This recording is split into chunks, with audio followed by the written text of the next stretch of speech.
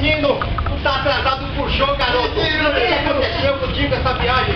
É o Cruzeiro do Sul? Tá vindo da onde, menino? Menino, convento, estou vindo de Marabá, Pará. Estou forçado fazer um show muito Maranhão. Tá bom, menino, vai fazer o show aonde, menino? Aqui em São Luís, aí é com a mão. Menino, primeiramente, dizer que o nome do show No motel, onde? No motel, garoto. o seu endereço, estou pedindo e mandou um cliente, eu não consegui. Então, Tu tá perdido então, a história é essa. Como é que pode? Eu te ligo, já. Veio lá de onde você ficou? Pará. exatamente. Um momento, estava lá,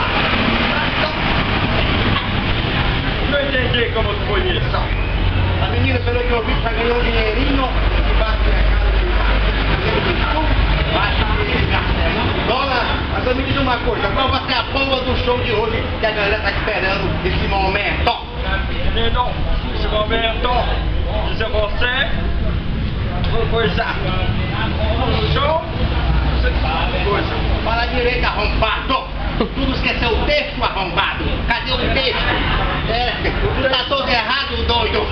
Menino, Tu tem que mandar assim, eu parar de te imitar, eu sou repórter, trouxa! Tu é doido? menino, Acabou, ficou legal. pra contar na piada. Não, mas ficou Sim, mas bom. tu tem que mandar, tu tem que ter criativo.